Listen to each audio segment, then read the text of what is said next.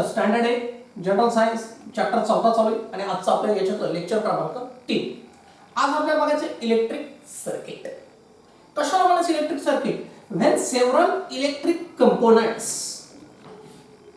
When several म्हणजे अनेक, electric components म्हणजे घटक, इलेक्ट्रिक घटक are connected with electric cell, then it is termed as electric circuit. हो, की ज्या वेळेस सेलला, एखादा इलेक्ट्रिक सेल घेतला तुम्ही, आपण पाहिलेला असल्या लेक्चरमध्ये, तो काय करतो? पोटेन्शियल डिफरन्स प्रोव्हाइड करतो, चार्जेसला फ्लो करतो आणि करंट जनरेट करतो. आपण समजा एखादा इलेक्ट्रिक सेल घेतला आणि मी तुम्हाला सांगितलंय त्याचा सिम्बॉल एक मोठी प्लेट आणि एक छोटी प्लेट. मोठी प्लेट पॉझिटिव्ह प्लेट असते आणि छोटी प्लेट निगेटिव्ह असते. आणि ही जी रेष आहे हे इलेक्ट्रिक वायर आहे. आणि ह्या दोन सेलच्या मध्ये आपण ज्यावेळेस अनेक घटक कनेक्ट करतो, कोणते कोणते? उदाहरणार्थ ही जी आहे ही प्लग की म्हणायचं याला. त्यानंतर खाली इथे करंट चाललाय का नाही हात लावून पाहायचं नाही, तिथं काय लावलाय? बल्ब लावलाय. आणि हे ज्यावेळेस हे की, हा बल्ब, हे काय? हे प्लग की, हा काय आहे? बल्ब. आणि हे काय आहे? वायर आहे, वायर, मेटल वायर. आणि हा काय आहे? Electric cell. ज्यावेळेस वेगवेगळे कंपोनेंट्स ह्या इलेक्ट्रिक सेलला कनेक्ट होतात बाय मीन्स ऑफ वायर, वायरच्या सहाय्याने आपण याला ज्यावेळेस कनेक्ट करतो त्यावेळेस हे एकत्रितपणे जे असतं त्याला म्हणायचं इलेक्ट्रिक सर्किट. आधी असं इलेक्ट्रिक सर्किट आपण कुठं बघतो? आपल्याकडं टॉर्च आहे बघा, टॉर्च. अंधार पडला की आपण वापरतो की नाही टॉर्च. त्या टॉर्चला काय असतात? सेल लावण्यासाठी ब्लॉक्स असतात, सेल ते लावण्यासाठी, आणि त्याला स्प्रिंग वगैरे असतात, बरोबर आहे की नाही? आणि मग त्याला सुद्धा काय असतात आतमध्ये? आपण जो टॉर्च जर का खोलून पाहिला तर मध्ये वायर दिसतात, बल्ब दिसतो. ते काय आहे? इलेक्ट्रिक सर्किट आहे. किंवा आपल्याकडे रिमोट आहे, टीव्हीचं रिमोट आहे, त्याचं बॅक कव्हर काढायचं, सेल पण काढायचे. मग आपल्याला काय दिसतं? ते स्प्रिंग वगैरे त्या काय असतात? त्या सेल होल्डर असतात. त्या काय असतात? Cell holder. त्या सेलला एका जागी होल्ड करतात म्हणून सेल होल्डर. आणि मग आत ते सुद्धा आपण पूर्ण जर का त्याचे स्क्रू काढले तर आतमध्ये वायर्स वगैरे असतात, ते सुद्धा काय? इलेक्ट्रिक सर्किट आहे. अगदी आपल्या घरामध्ये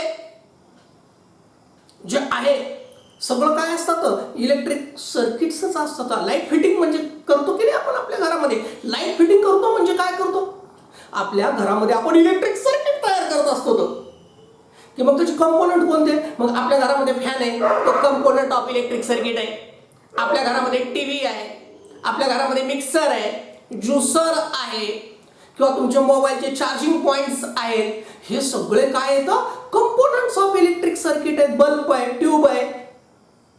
आणि जे बटन आहेत की नाही, बटन चालू बंद करायचे, ते प्लग की आहेत. त्या कोणत्या की आहेत? प्लग की. ते सुद्धा इलेक्ट्रिक सर्किटच आहे, फक्त त्याला इलेक्ट्रिक सेल फार मोठा आहे एमएससीबी ने दिलेला बाहेरून. करेक्ट. तर हे तर मात्र आपण प्रयोगशाळेमध्ये काय असतं इलेक्ट्रिक सर्किट कशाला म्हणायचं? आपण आठवीला आहे. एक सेल घेतला, सेलच्या बाजूला दोन्ही बाजूला काय केलं? वायर लावलं, एक प्लसला एक मायनसला, मध्ये एक बटन टाकलं आणि करंट फ्लो होतं का नाही बघण्यासाठी छोटासा बल्ब टाकला. मोठा बल्ब नाही पेटणार एवढ्या सेलवर, छोटा बल्ब टाकला. तर हे जे सगळं तयार होतं त्याला काय म्हणायचं? Electric circuit. आणि इंग्रजी भाषेमध्ये विचारलं what is mean by electric circuit, electric circuit म्हणजे काय? तर आपण सांगायचं when several electric components are connected with electric cell by means of wire, then it is termed as electric circuit. आणि ही काय त्याची आपल्याला 8वी साठीची डायग्राम आहे. ही जी आहे ते आपल्याला काय दाखवतं? इलेक्ट्रिक सर्किट दाखवतं. त्याच्यामध्ये हा सेल आहे, ही प्लग की आहे, ही वायर आहे आणि हा बल्ब आहे. आणि याच्यामध्ये जो आहे मग हे काय झालं? आणि हे सर्किट कसं असतं? काही सर्किट छोटे असतात. आपल्या घरामधले जे सर्किट्स असतात ते खूप मोठे काय असतात? सर्किट असतात. आता ज्यावेळेस लक्षात घ्या की आपण हे जे सेल आहेत, हे पहा, when cells are connected with each other, comma, it forms, तेव्हा ते काय तयार करतं? बॅटरी. तेव्हा ते काय तयार करतं? बॅटरी. ज्यावेळेस अनेक सेल्स काय करतात? एकमेकाला कनेक्ट करतात, त्यावेळेस काय तयार होते? बॅटरी तयार होते. तर आता हे जे आहे कसं होतं पहा. आता समजा हे पहा, हा एक सेल आहे. बॅटरी कशी तयार होते पहा. ही पॉझिटिव्ह प्लेट, ही निगेटिव्ह प्लेट, ही पॉझिटिव्ह प्लेट, ही निगेटिव्ह प्लेट, ही पॉझिटिव्ह प्लेट, ही निगेटिव्ह प्लेट. पहा, कधी ही निगेटिव्ह प्लेटला कोणती प्लेट का निगेटिव्ह ला काय कनेक्टेड असतं? पॉझिटिव्ह. अगदी आपल्या घरामध्ये सुद्धा बघा, रिमोट खोला आता वाटल्यास व्हिडिओ पॉज करून. हो, घ्या रिमोट, काढा पाठीमागचं फ्लिप, त्याचं काढलं तर बघा त्याचे सेल कसे असतात? उलट सुलट असतात. हो, बघा तुम्ही नीट, दोन्ही सेल सारख्या दिशेने नसतात लावलेले, की एकीकडून उलट सुलट असतात. याचा अर्थ काय असतो? की पॉझिटिव्हला निगेटिव्ह कनेक्ट करावं लागतं किंवा निगेटिव्हला पॉझिटिव्ह कनेक्ट करावं लागतं. पॉझिटिव्ह कनेक्ट केलं तर धूर निघेल. हो, तसं नसतं. तर हे काय असतं? जेव्हा बॅटरी कधी तयार होते? When cells are connected with each other. मात्र ते कनेक्ट करताना काय असतं? हे बघा, मी एक सेल दुसऱ्या सेलला कनेक्ट केलेला आहे. हे बघा, हा आहे सेल क्रमांक 1, हा आहे सेल क्रमांक 2, हा आहे सेल क्रमांक 3. असे सेल एकमेकाला, when cells are connected with each other it forms battery. ते काय तयार करतं? बॅटरी तयार करतं. आणि positive terminal of one cell it is connected to negative terminal of another cell. आणि त्याच्यामुळे काय होतं की आपल्याला एक मोठा काय भेटतो? पोटेन्शियल डिफरन्स भेटतो. आता समजा मी हे 1 व्होल्ट आहे, ही 1 व्होल्टचा सेल आहे, हा 1 व्होल्टचा सेल आहे, हा 1 व्होल्टचा सेल आहे. मग एकूण किती होईल? 3 व्होल्ट होईल. एकूण किती व्होल्ट होईल?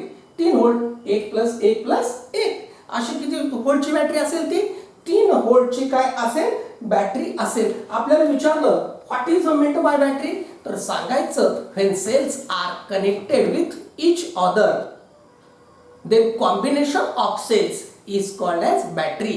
ज्यावेळेस सेल्स एकमेकाला जोडल्या जातात तेव्हा जे काय कॉम्बिनेशन तयार होतं त्याला बॅटरी असं म्हणतात. आणि मात्र कनेक्ट करताना काळजी कोणती घ्यायची आहे?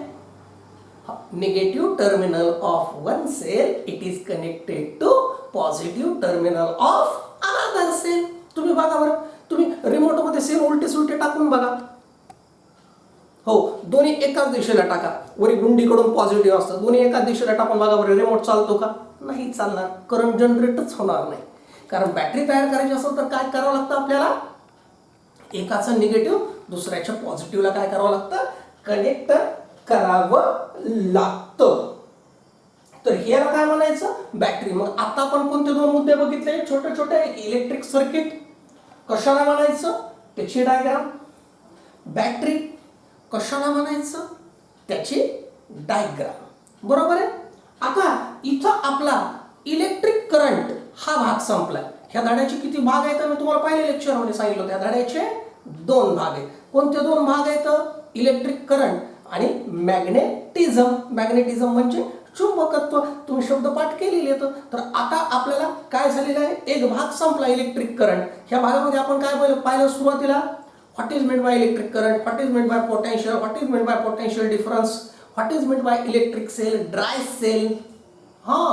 lead acid cell. बरोबर आहे की नाही? आणि निकेल कॅडमियम सेल. हे दुसऱ्या लेक्चरमध्ये पाहिलं. आणि आज काय पाहिलं? इलेक्ट्रिक सर्किट आणि बॅटरी. इथं कोणता भाग संपला? पहिला भाग. आता दुसरा भाग. दुसरा भाग कोणता आहे? मॅग्नेटिझम किंवा magnetic effect of electric current. पाहूयात काय तो.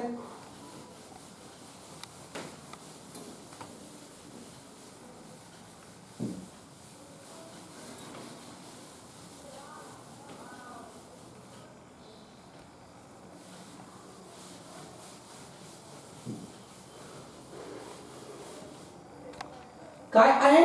Magnetic effect of electric current.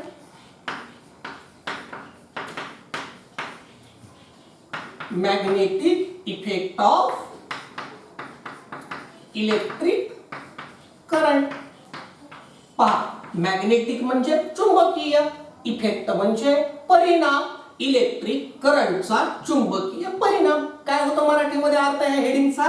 Electric करंटचा चुंबकीय परिणाम. म्हणजे काय गुरुजी? तो सांगतो. हे पहा,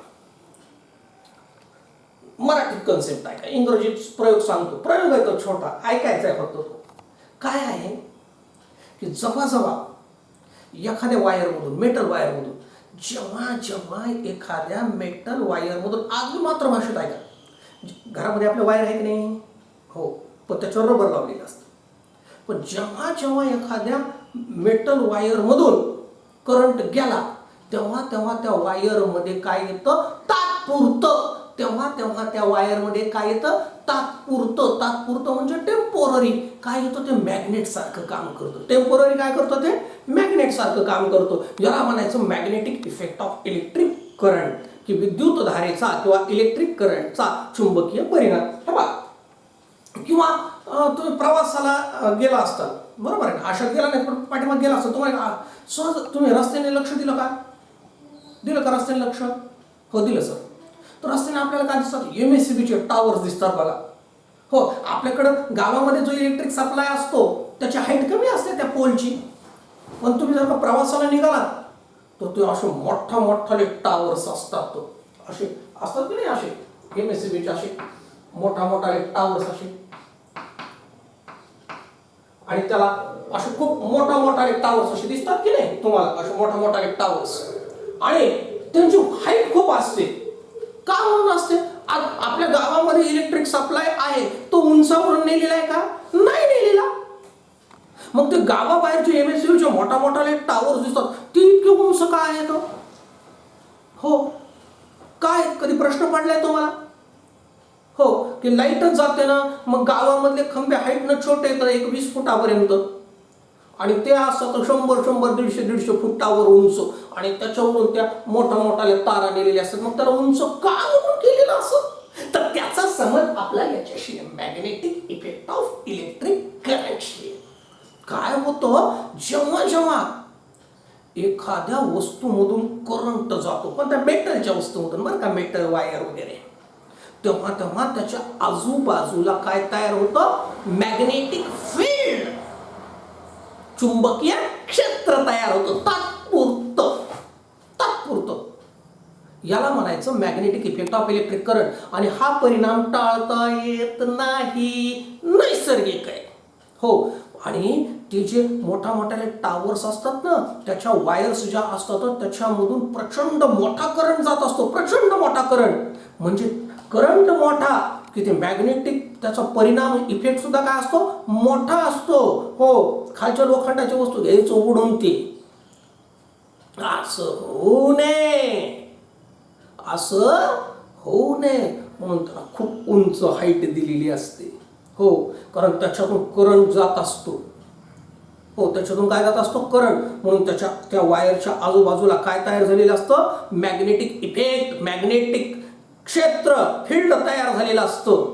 आणि हो, त्याला म्हणायचं, म्हणून त्याची काय असते? हाईट उंच असते.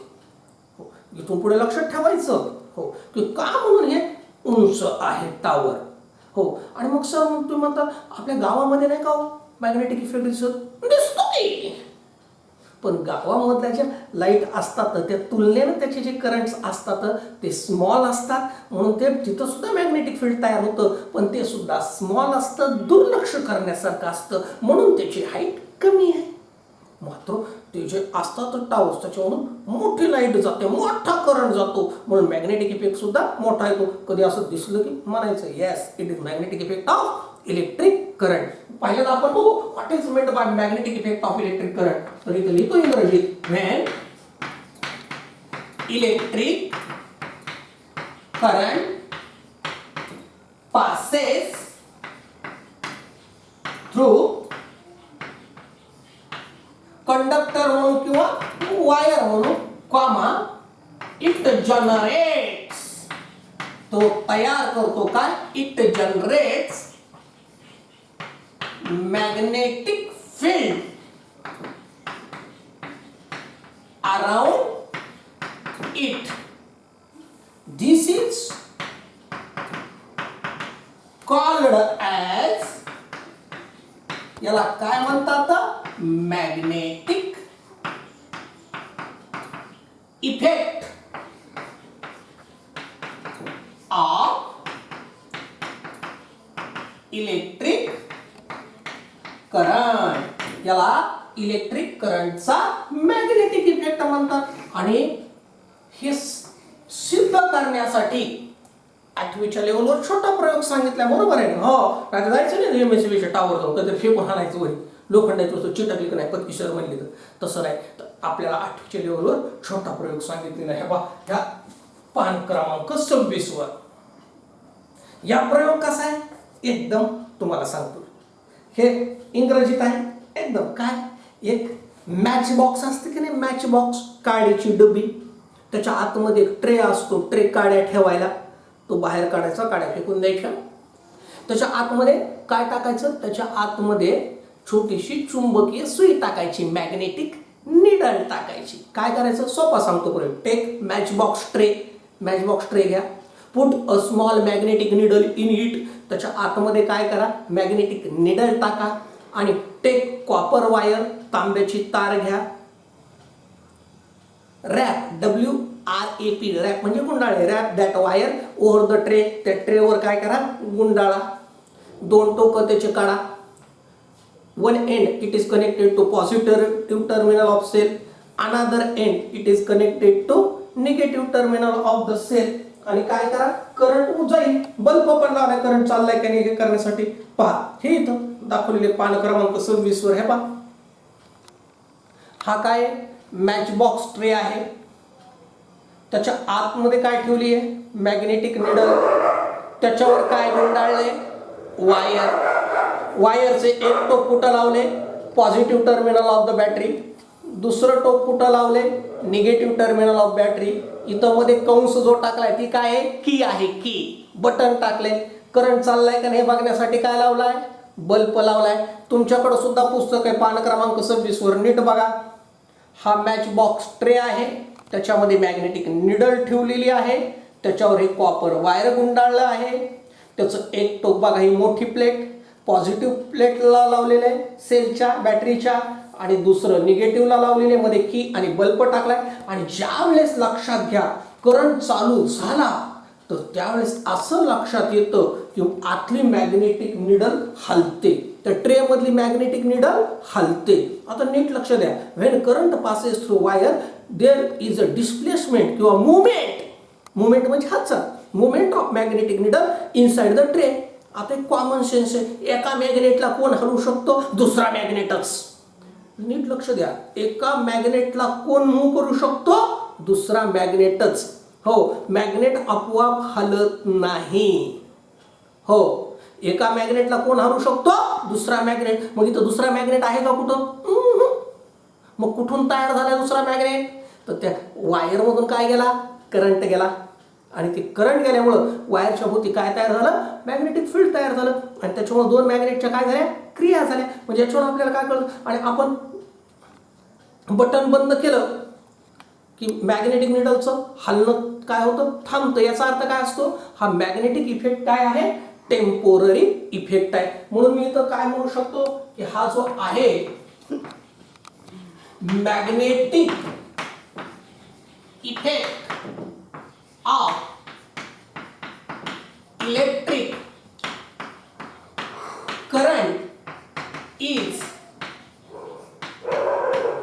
Temporary effect. हा कसा असतो, तात्पुरता इफेक्ट असतो. When current stops, when current stop, ज्यावेळेस करंट काय होतो, थांबतो, सांगायचं काय, magnetic effect is also stop. तो सुद्धा काय होतो, स्टॉप होतो. जेव्हा करंट गेला वायर मधून की मॅग्नेटिक इफेक्ट आला, करंट बंद झाला, मॅग्नेटिक इफेक्ट सुद्धा गेला. याला काय म्हणायचं, तर हे जे आहे की हे आहे magnetic effect of electric current. इथं पहा किती छान सांगितलंय. पहिल्यांदा तुम्हाला what is meant by magnetic effect of electric current, व्यवहारातले सुद्धा तुम्हाला एक्झाम्पल्स दिले. आणि तो टेम्पोररी इफेक्ट आहे हे पण सांगितलं. आता पुढे आपल्याला काय आहे, इथे डायग्राम काढली की काय दिलेलं आहे तुम्हाला, स्क्रू दिलाय. काय दिलाय, स्क्रू दिलाय. इथं तुम्हाला सांगितलेलं काय आहे की एक स्क्रू घ्या. हे बघा घेतो मी स्क्रू. आपल्या घरी स्क्रू असतात की नाही, आता खेळाच्या वेळी स्क्रू वापरतात बघा मोठा मोठाने.